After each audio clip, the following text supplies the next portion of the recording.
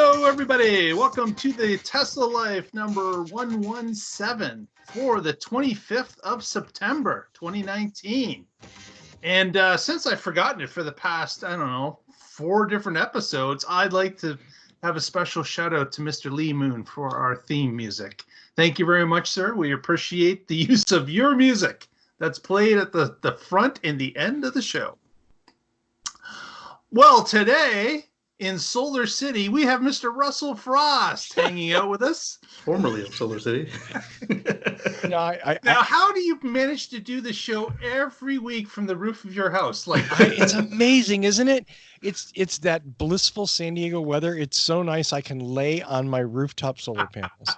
And if you believe that, you probably own a Model X. I mean, a Model X. Whoa, no, wait, that totally came out wrong. Because if you're laying on the panels, one, you're disrupting the flow of electricity, right? And you're damaging the panels. And given my you and I are no featherlights. Yeah, I'm a couple of Caseys and maybe toss in a Mark Coughlin just for the heck of it. But everything is wonderful here in San Diego. Thank you for not asking. And it is another beautiful 76-degree day. And yes, I am surrounded by my lovely Tesla solar panels. It's so sunny in San Diego, they keep the solar panels on the inside of the house. Exactly. I get as much sun here as the ones on the roof here. That's how correctly do they work. How weirdly, and that light you see above, yeah, that's artificial. That's the sun. I'm not gonna. Yeah, that's the sun. That's the sun. Absolutely. Very good. Very good. Also joining us from the DC area, Mr. Casey Green joins us today. I do. How are you today, sir? Doing quite all right. We just got back from a drive in the Blue Ridge Mountains on the Blue Ridge Parkway. Oh, yes. Very good. We had 120 cars show up for the event, and when we went to the staging area, which happened to be a Toys R Us, we filled every parking space.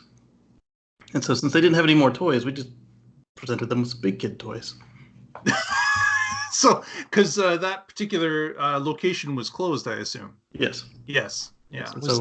Is this Tail of the Dragon or Skyline Drive? Tail of the Dragon was the next day. This was just, of course, through the Blue Ridge Park.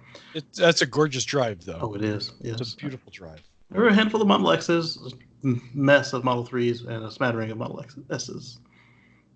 Very good. Very good. I think that's actually what you call more than one Model S, is a smattering. It's like a murder of crows or a smattering of X's. Yes, a smattering of S's. Absolutely. Well, we got a bunch of news this week, as normal in the Tesla Life. We have our first story starts in the famous Nurburgring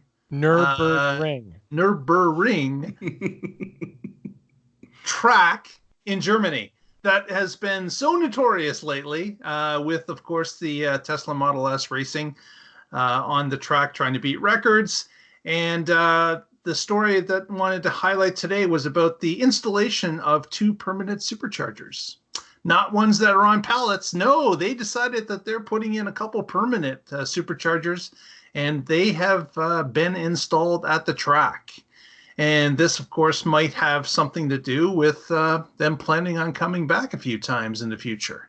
But there is a photograph that was taken, which, of course, I should have had queued up, but I do not. So I'm just going to go search for it a little bit. If I was a helpful co-host, I would have that stuff queued up, but I'm not. Well, guess who is a helpful co-host? Oh, somebody else has it. There we go. Look at that. Although the concern I have is that there's a supercharger in a somewhat industrial background that might or might not be in Germany. Oh, come on. Right? It's on the pallet still. The track. Who would take a picture like this and pawn it off as not being at the track? That's definitely at the track. Do you want a list of names or just their tickets? Just a short list. Just a short list. Yeah, so fantastic. They've got a new unit, but you can tell that particular unit has it's got a actual the electronics in the middle of the 2 superchargers, and it does look like it's on a pallet, does it not? It does. This is the supercharger that they used to use for events, um, but now they use the palletized urban superchargers. So you get 3 on a pallet instead of 2. Ah, You okay. still only get 2 that function, but That's kind of useless, isn't it? You have the third one is there for no reason at all. well, it's there for positioning, so you don't have to worry about which way you put the pallet down. Okay. Got to use only 2 of them, but there's a different position that you can use. Got it. But Got instead of 120 like this one would be, you're limited to 72 per handle. But you don't have to worry about who got there first or anything like that because you're both going to get 72. Okay. Yeah. You know, I hate to display my ignorance here, but is this? I heard a rumor. The only reason they did this is because they don't have extension cords in Germany. Is that? Well, even if they did, it would be the wrong plug-in because these are American cars for the American market. So they had to bring in their own plug. Okay. Exactly. Yeah. 12 gauge extension cords are not available in Germany. Whether that's true or not, you also have to consider that they wanted to get several test runs through. So in order to do that, they would have had to have a way to fast charge the vehicles. Speaking of fast charging at the track and coming back to the track, Russell's got a story for us next. I do? You do? Well, we all heard about Tesla's Model S Plaid, quote unquote, prototype doing an alleged 7-minute and 20-second time. This was timed by someone in the German press with a stopwatch. Now, this is not an official time, and Nurburgring has a pretty tight policy that they do not allow companies to promote times unless it is an official, predetermined timed run. Okay? Right. So they're the ones that have to come up with the times, right? Like they're the ones that publish the times. Is that what it is? Right. It's sort of, let's just say it's like, it's one thing to do like 10 million push-ups. It's another thing for the Guinness book to recognize that you did 10 million push-ups. Right. And get in the record books. Maybe the difference is that much. Maybe it's the difference between fiction and reality. I don't know. All I'm saying is Tesla's already come back and said 720. Ha! That's nothing. Hold my beer. Tesla's claiming that they're going to see a 705 when they come back next month, which sometime in October, with this revamped prototype Model S Plaid. An aggressive goal, and one that, as well-known Tesla hater and stock shorter Edward Niedermeyer has said, never count Tesla out when it comes to these challenges because they always rise to them. And as usual, I agree with Ed. If Tesla thinks they can do it, they'll probably throw every engineer they can and everything they possibly can at this, and they'll probably do it. The far crowd will be like, what am I doing on this powertrain stuff? People are always complaining that, why is the guy making fart apps instead of working on my car? Yeah. I hope they got a different engineer working on the track stuff. Really, those are the guy's specialties. He has really good fart noises, and he actually knows how to program the powertrain. And he's a track specialist. But, yes. Can we go down a rat hole here for a second? Go ahead. Okay, because I'm not a Tesla owner. I am, though. However, thank you, Lexus, driving the new UX 250h hybrid, a marvelous little car, this week for what drives us. But so this is behind you. I'm sorry. You have a pair of Teslas behind you. There is, but you can't drive them. Can't. Doesn't work that way. Okay. So this is the first time that Tesla has unveiled this 7-seat Model S. Is that correct? No, they have 7 seats already. A number of them have the jumper seats in the back, which is basically 2 kids' seats. Right. What's new is that this is the new 7-seat model. Right. So this is something that's a little bit of a departure from what they've had. But because apparently this car is slightly wider. The Plaid car is a little bit wider. Right. I don't know the seat configuration as to how it's set up, though. I'm not sure if these are... It sounds like they're the same as before, but they're just a little bigger. And my speculation is that because the rear motor is now 2 rear motors, they are able to put like a footwell so they can actually fit bigger people back there. And by bigger people, I mean probably preteens instead of just, up Kids. through 5 or Yorkshire 6 years old. Terriers instead of Chihuahuas. Exactly. Fair enough. No, I didn't know, so I thought I'd ask because this is the central source, the only reliable source for all Tesla information. And I honestly, reading through the news on this story, everybody's talking about the seven-seater, and I'm like, why is that so important?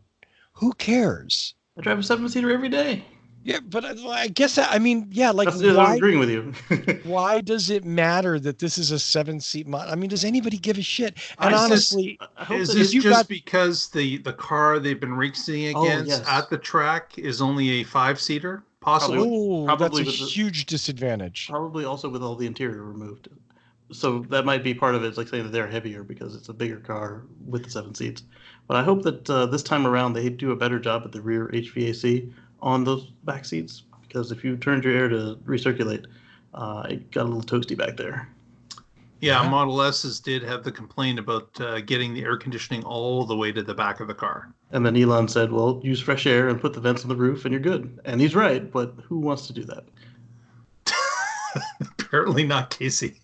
Apparently not at least one Tesla owner. So that's all I got. I was just curious about I still, to be honest with you, I'm willing to bet someone a nice In-N-Out lunch that I like In-N-Out. This whole Model S prototype thing is bullshit. This is an extra Roadster 2 chassis. They glued a Model S body on. Like I accused them of doing with the Model Y, like hiding it in a Model X. I think they would have an issue with getting the Roadster chassis to fit on the body of a Model S. I think it would be more trouble than it's worth. I think it's a much better bet that they modified or built from scratch a Model S chassis and put that stuff in there. I don't doubt that vehicle exists, Russell, but I believe that one's probably still in California because it allows them to do their testing. I just like making wild-eyed claims.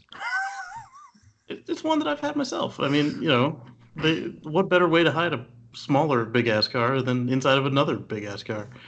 And I think that these are real, and that they. I don't know.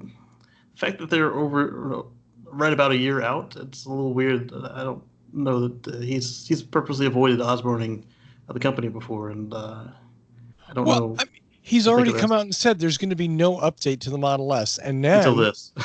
Yeah, and then Model S Plaid. Oh yeah, that's on an update. That's something else. That's a whole new model. Yeah, it's something that we did see this with like Tesla or like Kim Tesla. She talked about how that she had gotten word that a Model S powertrain had been updated to have 3 motors as opposed to 2. And it sounds like they've been working on this for quite some time. It's just that they chose this particular moment to release it to the public.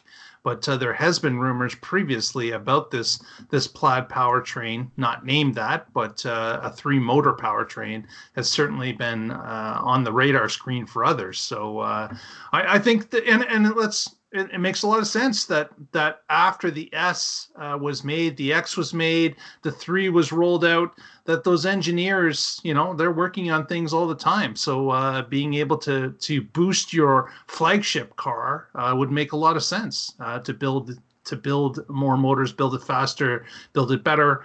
Certainly things of that nature would make a lot of sense in their spare time to do that. But speaking of spare time, and if you've got some time that you want to work on a car, we've got a green machine that I'm going to share here. What green machine? A green machine. Holy shit! And that is green. That is an interesting wrap color. Now, Russell, I know that you are partial to the gasoline color silvery, and I wanted to see if you would have interest in a color like this. Yeah, that's gorgeous, man. That'd be something that you could use. That's like some badass 21st century Green Hornet car. I love that. Yeah. And we got Absolutely. another photo of the back here. It looks like a great That job is a they did great on it. green. Yeah, absolutely. And they tinted the windows nicely. Looks like they blacked out the turn signals. Yeah, it does look like they blacked out the turn signals. Can I just have one really, really horrible complaint? For the love of all that is holy, tear those aero wheel covers off, send them to Mark Coughlin, and drive the car on just the alloy wheels. Okay, please? Please. This is me pleading with you. There's a reason why I have them on the wall. Exactly correct. And I support that reason 100%, sir. 100%. But yeah, I thought this was a great color. Talk about a standout color, man. Yeah. You would have no problem finding this in the parking lot and being unique. And it's not nauseating. It's a great color in my view. I like the Chinese aero wheels. They're prettier. And not to bring it up again, but oddly enough, the Lexus that I'm driving is a brand new Lexus color that is amazing metal flake green that I've never seen. It's like it's almost un-Lexus like. Wow. You know? Okay. Yeah. Not as bright as this though, right? No. It's much more olivey. Okay. And obviously a metal flake. It's not that, but that green satin wrap is gorgeous. Yeah, there are no flies on that car. and Casey, what's your opinion of this color? Do you like it, or is it not quite your style? I mean, it looks good. I wouldn't go for it, but it looks good. Yeah. Yeah. And I noticed Casey, you strike me as a white car kind of guy. How many white cars have I had? 2. Okay. Just 2. Okay. 2 out of what? 13? What's this car's name? Hang on a second. Bragging. No. I mean, I'm ridiculous. Has the 2 white ones been your last 2 cars? No. Okay. I had a white Civic Hybrid Gen 3, which was supposed to be the watered down version of this color, but that one fell off the boat. And then I had a Lincoln Continental ES, 1992, my first car. So This car's name is, aside from Tachikoma, her name is number 11. So 2 out of 11 have been white. 2 out of 11. So nice. White is not your favorite color. So it doesn't look bad. Not bad, but no, I just thought that I spotted that this week and posted it on our Twitter feed at the Tesla Life. If you haven't followed us yet, please do. But thought it was a very nice looking green that they put on this car. And certainly, if you're watching the video at this point, please give us a thumbs up. Give us that like. That helps us get in front of eyes of other people. And of course, if you haven't subscribed already, press the subscribe button. Give us another number. We would really appreciate it. Absolutely. And maybe get some psychological help. Get a life. And significant other. If you'd like, click the bell. Make it ring. That way you'll be notified every time we put something up, as well as whenever we do figure out what we want to do with the live situation. Makes it a lot easier, doesn't it? It does. If you get alerted as soon as the show goes live. Yes. You don't want to miss any of my snark ever. You don't. Not at all. You either really like it and he's funny, or you want to argue with him. Then you write it down, and then sometimes we'll bring it up on the show and talk about it. Exactly. Next story. A little bit about some pedestrian warnings that have rolled out. And you can tell by Casey's eye roll that doesn't quite appreciate the new noises warning pedestrians not to step in front of the Teslas. I could get behind it if the car was not silent, or if the car actually was silent, and if it wasn't quieter, and if it was quieter than some of the new luxury cars. Well, let's face it. The reason that this has been pushed into law is because of the other people in the industry saying that no one can hear these cars. They're going to run you over. You've got to have something that allows someone that's blind to hear the car as it rolls up to the intersection. If I hit a blind person, while not actually considering about the cars that currently stop their engines now as they come up to a stop sign, or ones like a hybrid that actually cut the engine as they're at low speed anyways, either accelerating or decelerating. So those cars are not required to have the noisemaker, but for whatever reason, plug-in electric cars are required to have the noisemaker. So this past week, Tesla indicated that the all-new cars rolling off the assembly line will have the speaker in place, front and back, and it will be activated. And we've had reports from others that actually have the cars. And in the link here, you can click on it and listen to the sounds. There's actually a distinct sound, a kind of a white noise sound for going forward, and a kind of a, I don't know, spacey noise for reverse. The reverse doesn't annoy me so bad because like it does make a tone immediately when you put it in reverse. Yeah. So that somebody will look up. But beyond that, it's like it can stop. What's kind of cool with the reverse is that as you speed up, the noise modulates and it comes a little closer together, the noise. And as it decelerates, it gets a little further apart. So it's kind of interesting that you've got this different noisemaker for front and back. Now, what I haven't confirmed, but I believe is the case, is that all models, S, X, and 3, all have the exact same noises.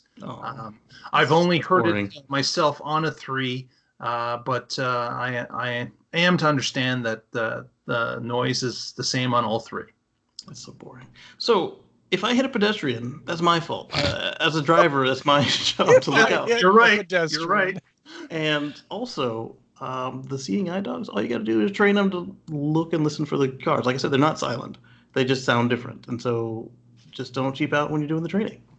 But These again, things aren't super rare. But again, this is because the industry. Somebody in the industry Oil. has tried to push this through. Like this is, you're right. You'll get no argument from me. The current cars that are on the road, some of them are completely silent already, and yet that's not an issue for them. Right. So why isn't it an issue for a plug-in hybrid or a plug-in BEV? If they had come out and said all cars must emit 12 dBs, I'd be fine with that. But they, like you said, they just stencil around it. It's so BS. Okay. So I understand you're complaining, and I agree. This is the most bullshit law possible. It didn't come out of any concern for safety or injuries because no one's ever been hurt.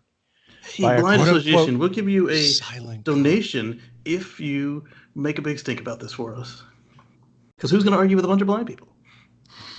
No one is. You're absolutely correct. The only thing I want to say is this. Having been a hybrid driver most of my life, and hybrid owners have had this stupid ass noise by law incorporated into their vehicle for a very long time. Yeah. So EV guys, live with it, okay? My Prius was silent, baby. If we're all going to sound stupid, my Volts were silent too, both of them. Yep, exactly. Yeah, so that it has been that way for some time. And it's caught up to Tesla, and now they're having to put those vehicles up. Now, I've heard all sorts of comments on our Twitter feed and our Facebook feed, and the Facebook feed is the Tesla Life #1, by the way.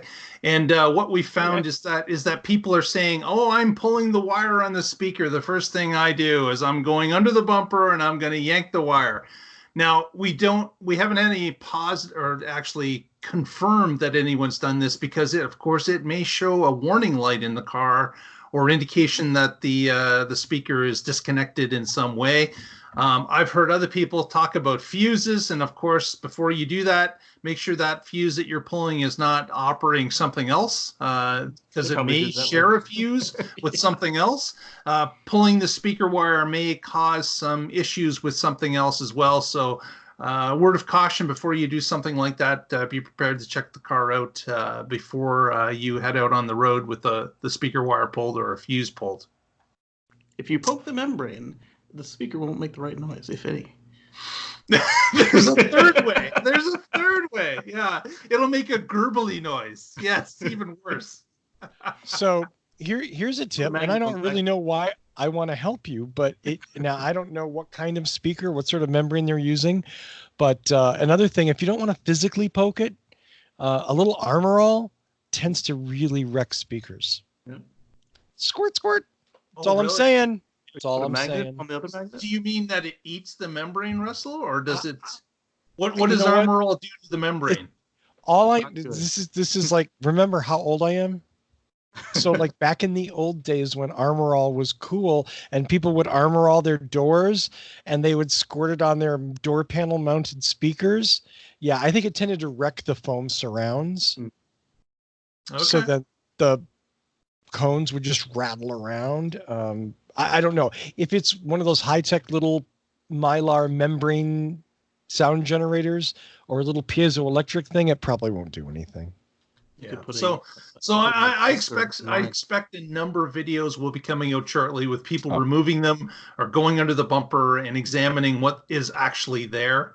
Because we've known the actual grill, the sound grill, has been there for some time, but it's new, of course, that the speakers are in place and now it's hooked up. So we will see. I'm sure. Warning: if you do manage to run over a pedestrian, not only will you be in trouble for running over a pedestrian, their litigious lawyer is going to get you for disabling the safety device. Yes. So whatever you do, it should be plausible. Yeah. Just saying.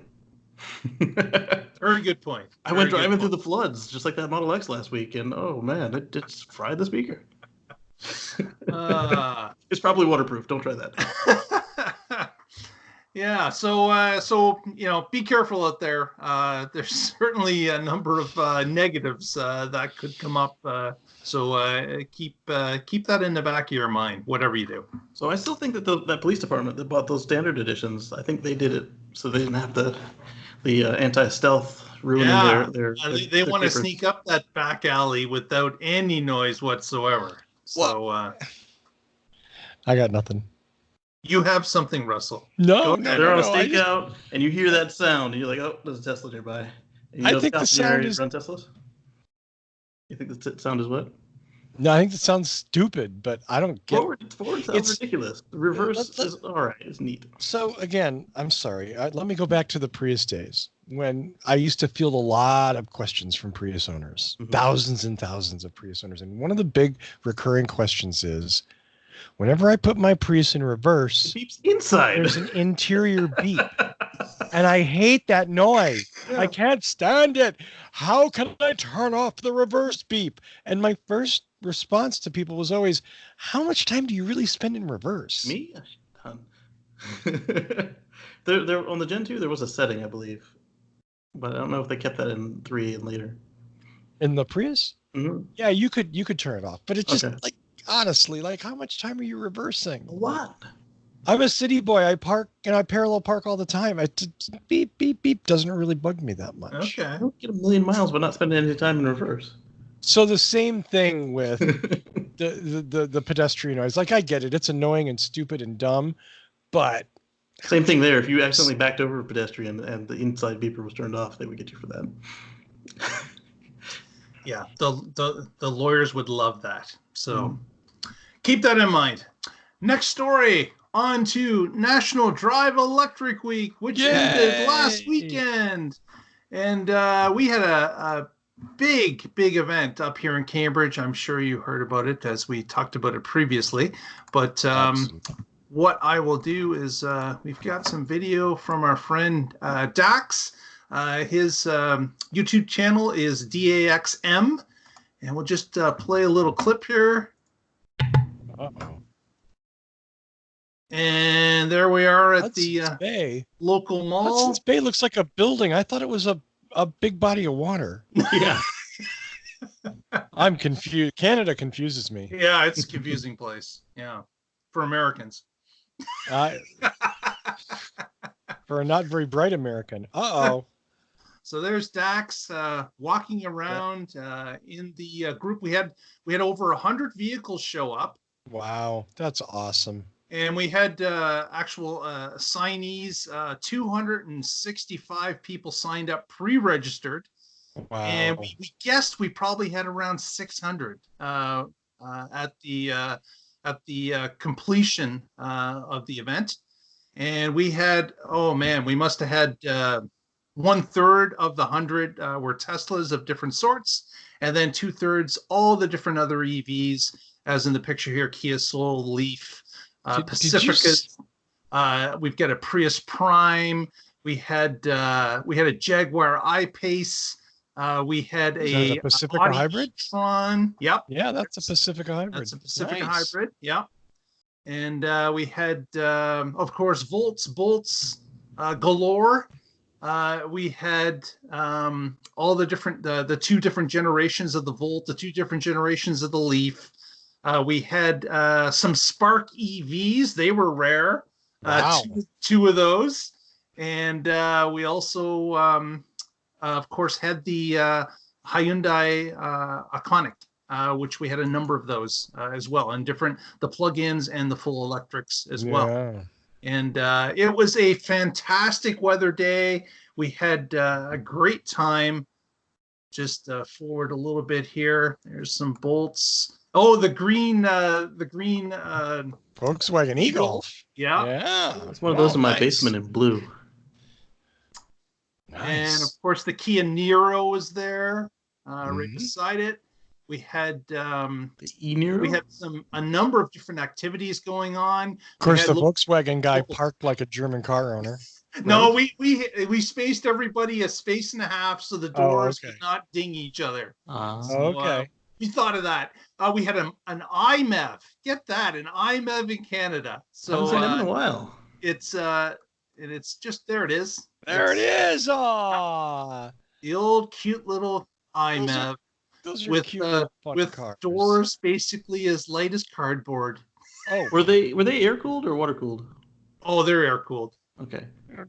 Air cooled. So Nissan and IMEV are air cooled. Who else is air cooled?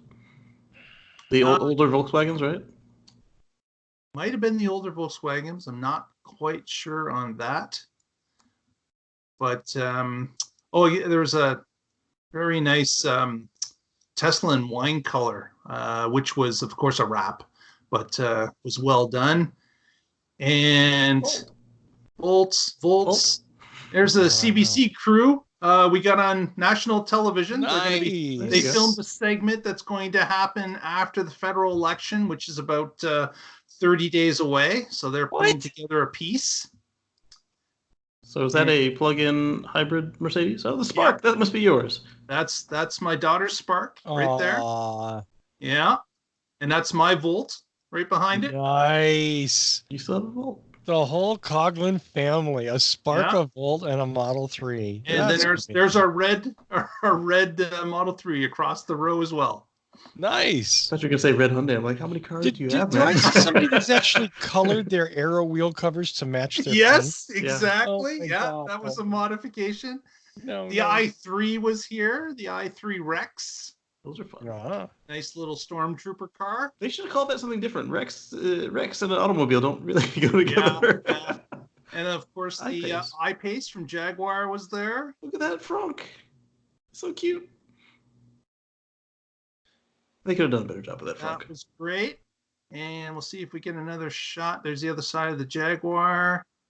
I'm hoping we get a shot of the BMW modified car. Oh, was it an i8?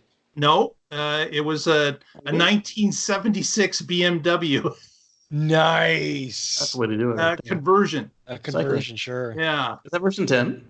That's version 10 in one of the cars. We're not divulging whose car it was. We can't. YouTube, Netflix, tutorials.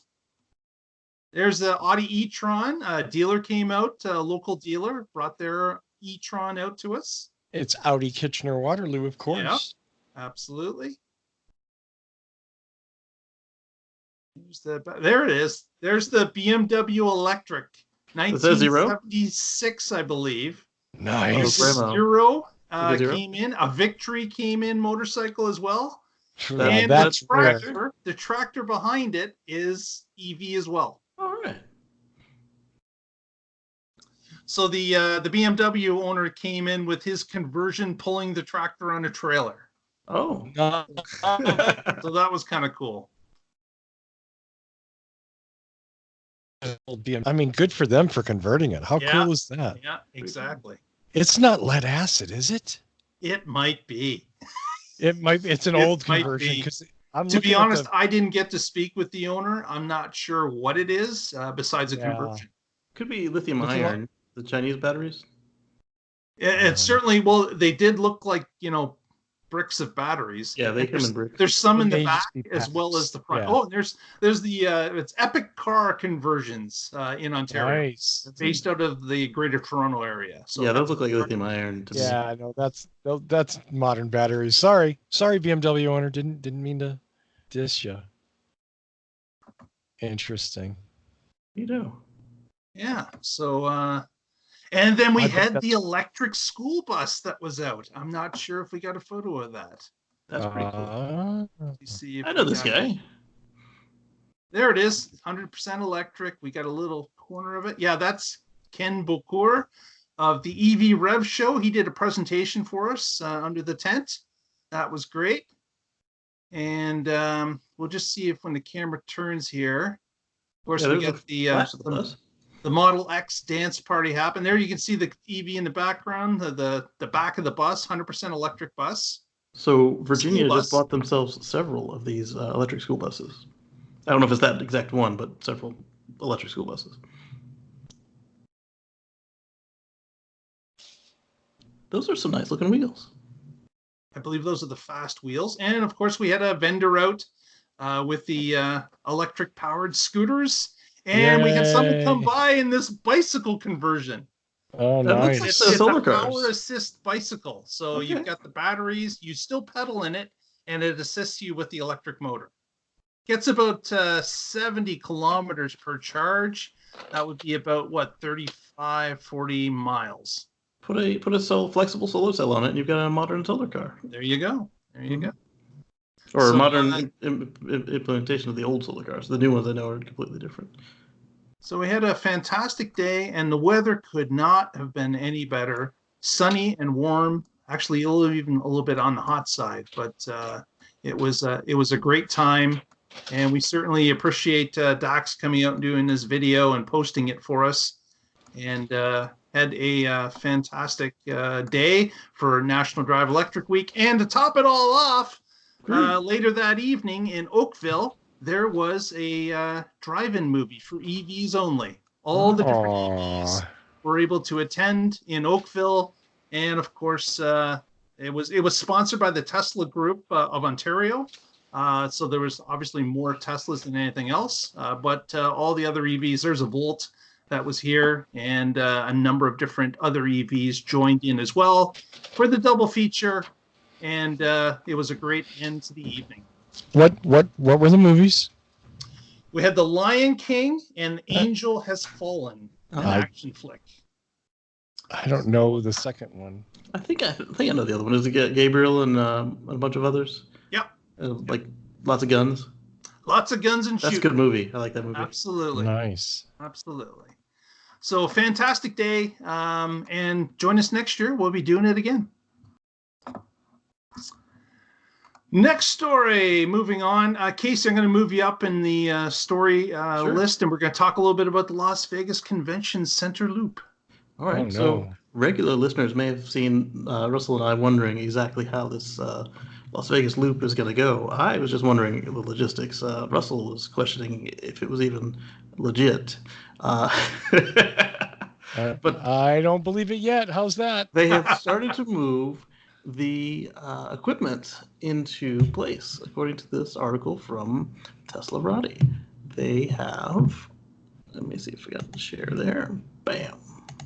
I'm curious if this is the start of like where they're starting to hybridize, where the ultimate goal is for them to make their own electric TBMs, tunnel boring machines.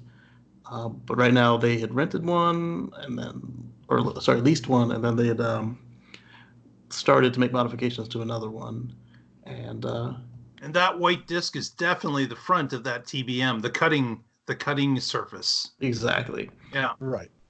But for this project, they are using Godot. Oh, it's still Godot. Okay. Yes.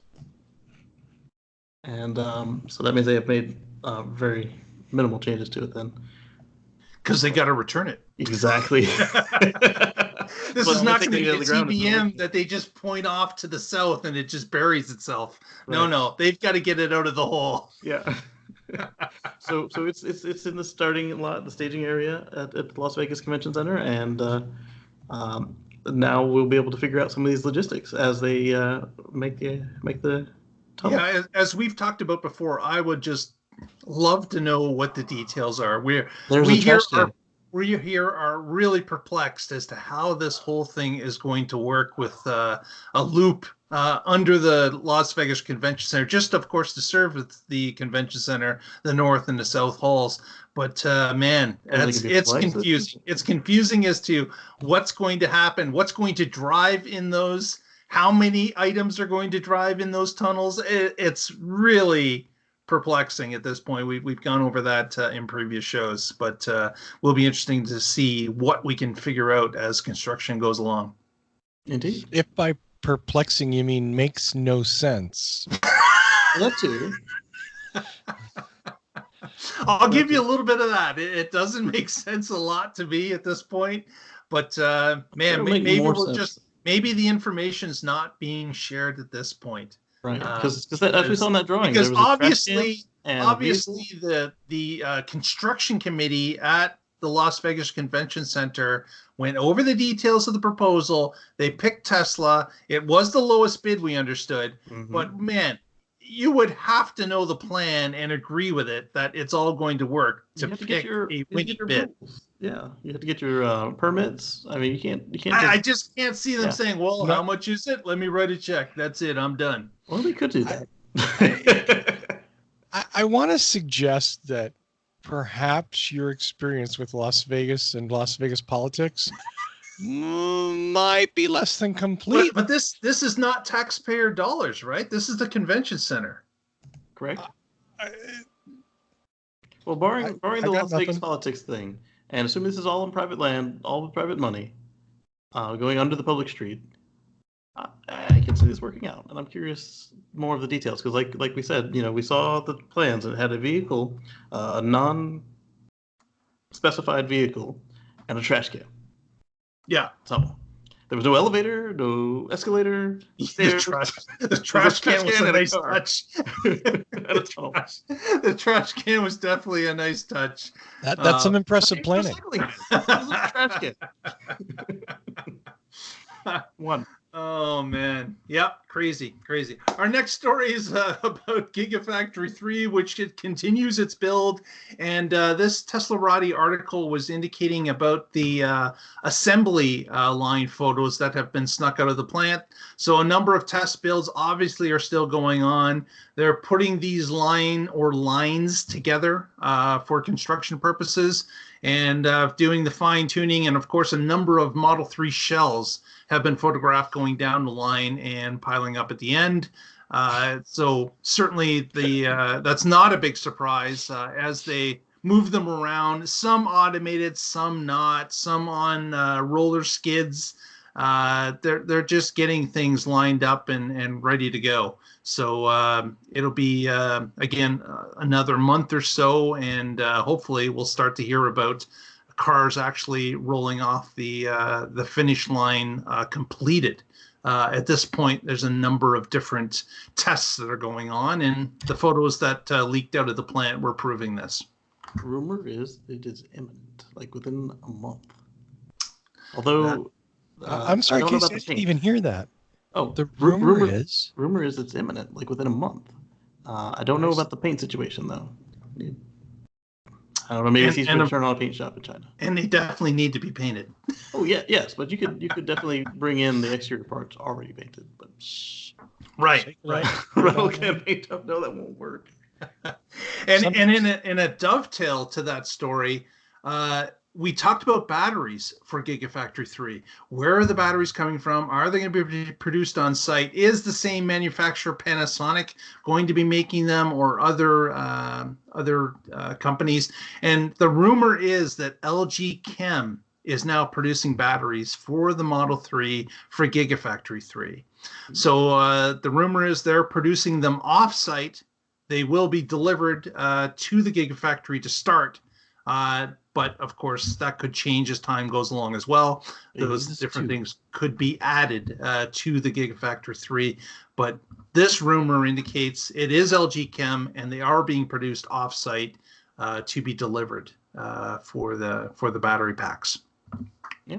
So the rumor is that phase 2 that they're working on now at Gigafactory 3 is that that is going to be the battery factory, and that the first phase is going to be just cars. Right. Yeah. And they were talking about the pilings that they were putting in place for the second phase already. So the same piling machines we saw earlier this year. Earlier this year, right. Yeah. It's crazy how fast this thing has gone up. Yes. But again, more interesting news from China. We'll see if that rumor will be true. About maybe a month from now, some things will start being rolling off that assembly line. We will certainly, well, with the media spotlight that is on Gigafactory 3, I'm sure that's not going to get slipped under the carpet. We'll be aware of it right away based on the number of cameras that are outside that fence every day, and drones as well. Next story is about some V3s that are starting to fall into place. And we've got our next V3 site, apparently, is going to be Clearwater, Florida. Yep. So we've got an actual permit with the notification of what the particular voltages are going to be for this site in Clearwater, Florida. And guess what? It's going to be, it looks like, beside a Wawa. So it may be part of those new Wawa locations that we had talked about a few weeks back. I like Wawa. This would be one of those Wawas opening up with version 3, which will be great. It's on Highway 19, or just off of Highway 19, that runs north-south in the Clearwater area. And as another story that just broke as we started the podcast, yes, is that we've got 9 other identified V3 locations now, again through permits and information that Electric published just this afternoon. And of those 9, 3 are in Canada. What did you say? 3 in Canada? What? That's got to be Virginia. wrong. And of course the other 6 in the U.S. Yeah. So we've got some Ontario superchargers and a Saskatchewan supercharger for those Saskatchewan people that were complaining to Elon on stage about where's our supercharger. Looks like they're going to get a V3 for one of their startups. So the squeaky wheel, I guess, is what it boils down to. Yes. And then you also get Dryden, Ontario. You get Lynchburg, Virginia, Madison, Connecticut, one north and southbound. Connecticut seems to have this. You get like a half a station, one on each side of the road. I love it because you don't have to do the turnaround thing. And Meriden, Connecticut, Santa Rosa, California, Sault Ste. Marie, Ontario, I believe. Sault Ste. Marie. Sault Ste. Marie. Okay. Stockton, California, and Vienna, Virginia. Very good. Now, any of those locations, Casey, near a review that you have done? Yes, of course. Okay. Yeah, in Virginia, they're like on top of each other. And so now they're even more. Do you think that Virginia one would be new or in addition to an existing one? Those are new. They are not at existing cities. Okay. Yeah. Fair enough. Yeah. Fair enough. I kind of wish there were a few more in the Southeast so I could hit them up real easy, but I'll find a way to get to Connecticut. I've actually got a few Connecticut's. I don't think I've published any of them yet. And I ran out of hard drive space on my server today, so I have to get some done. Otherwise, I will lose footage. So, and we're not going to have that happen. So definitely get some of that posted. Absolutely. Next, let's talk space. Russell's going to tell us a little bit about the Starship and what's going on. Starship Troopers? Star Hopper. Oh. SpaceX's Starship is entering another phase and of development as they prepare for further testing. Elon took to Twitter, as Elon is wont to do. Yeah. And over a couple of day period, responded to some questions and posted some information about how the Starship would re-enter the atmosphere, which was very interesting.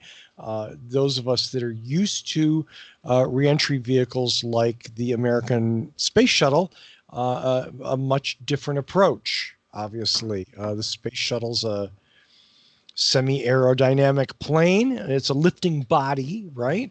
Where the bottom is covered in ceramic tile, and it takes the brunt of that descent into the atmosphere, which generates an enormous amount of heat on these special ceramic tiles. Obviously, it was a failure of those tiles that led to the end of the space shuttle program and tragically killed 7 two people. crews. Yeah. Mhm.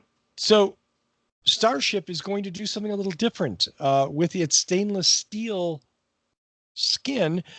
Starship is going to come in at sort of an oblique angle to, and maybe would somebody be kind enough to put the picture up below that shows the descent angles? Because I think that's super informative. Just scroll down. Oh, I'm sorry. You've isolated that photo. Yeah. Well, there's a very nice photo of Shiny Starhopper with its big fins, and it's all ready to go to Alpha Centauri or whatever star they're going to fly it to. Mars. Oh, there we go. Tesla's. Nope, Casey's not got that. one. Yeah, there's a like a little drawing that shows entry at Mach 25. Oh yeah, there it is. Okay. So yeah, just to give you an idea of how this is going to, and then it will, in inimitable SpaceX fashion, as it nears the ground, it will go back to its original orientation, fire its rockets, and slowly descend and land. So the idea being that, well, this does create some need for other batteries and motors and whatnot to move the fins around, and for cooling.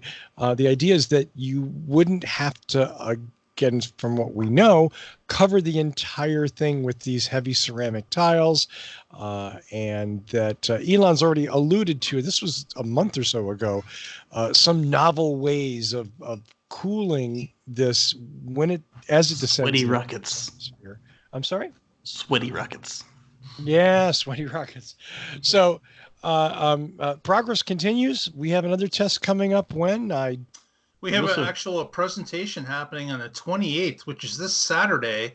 It's going to be taking place from Texas, the Texas SpaceX Center, and they're going to be talking about what's being built right now. So Elon is set to present the progress on the Starship and its slightly different design from the original, I guess the original blueprints a year ago. It's been modified with, for example, it used to have 3 legs that were fins as well. So they had 3 fins that doubled as legs.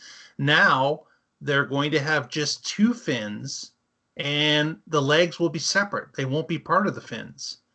Well, so that's a change. 3 fins, he says. It's chaos. Yeah, it's chaos. I must say the only thing that hasn't changed about this rocket is that previous chart I showed you, where it shows how it's going to come in and slow down and land.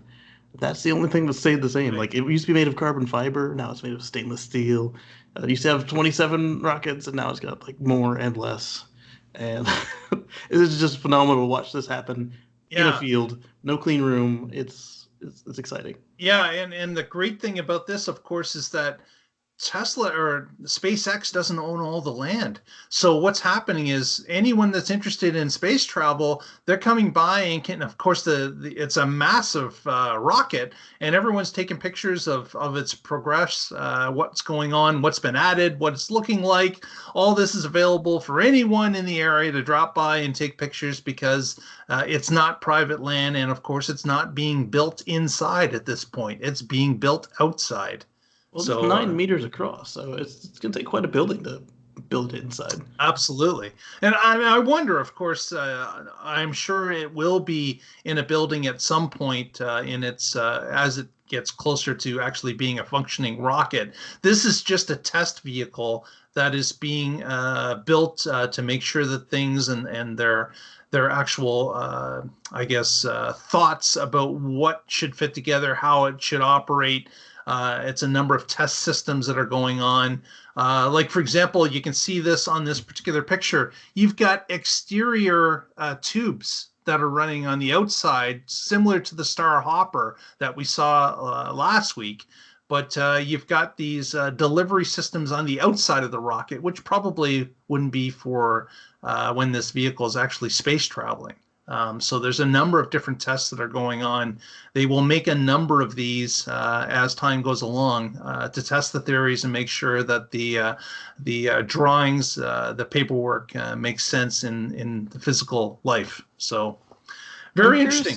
I'm curious if they could just do a module, like do the module in the building in the clean room, and then dump that into the water tower.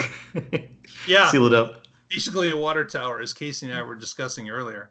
It's amazing. Some of the even aerial shots show these large sections of, as you mentioned, 9-meter diameter pieces that are in this lot. And they're just basically grabbing one by a crane, lifting it up, welding it in place, going on to the next one, placing it, making it another 3 meters higher as they're going along, adding these new components to the top. But we'll have to see what happens this Saturday. I'm not sure if there's going to be a live telecast or not, if there's going to be on the web, but certainly we're hoping that some of that will be broadcast so we can watch on Saturday. And that is the news for the week, people. That's it. We're at the end already. Man, it's almost been an hour. How about that? It just flies by, doesn't it? It's like we just started. Yeah. Well, let's again, if you're at this point in the show and you haven't pressed the subscribe button, please do. Give us a thumbs up, and as Casey says, ring the bell. You'll be notified when this show goes to premiere, which we will attempt to do that for this segment again this week. So we were successful last week, so I think we might be able to do it again. Wow. And shout outs. Let's go to Mr. Green. Let's start there. Any shout outs this week, sir? I want to shout out to my storage server. It is screaming at me that it wants to be emptied. So it's calling my bluff. It's like, you've been talking about doing new shows since you moved. And so I will have to do something about that. And what's that YouTube channel, Mr. Green? YouTube.com/Casey Green. As you see, I've rearranged my office yet again. So I actually am on my real desk that I used down in South Carolina, so I can get some work done for you guys. Very good. Very good. Mr. Frost, any shout outs for us? Shout out to the people who refuse to sell to SpaceX. Yeah. In the small little village that is adjacent to the SpaceX land. Yes, indeed. Yeah. They were recently offered 3 times their home value, and many of them have said, we're not selling. Yeah. But Texas is a big place, and Elon chose to build this compound near homes. Yeah. Can you imagine sitting in your backyard and one of these big rockets lifting off? Man, that's going to be exciting. No, that is a nightmare that I have. Yeah. Because then it comes burning back down to Earth. Yes. Man, you better hope that the Tesla electronics are bang on for it coming back. GPS, please. No, thanks everybody for watching. Do check us out on social media. If you're not a subscriber on Twitter, that's where you want to be, at the Tesla Life there. Do subscribe, do share it with your friends. And of course, you can watch all 3 of us. Later on tonight, we'll be recording What Drives Us episode 335. And I guarantee lots more sarcasm and fun. It'll be fun for sure. Absolutely, Mr. Frost. Well, everyone, thanks for joining us this week. We will see you next week. And at that time, you can find out what is going on in the Tesla life.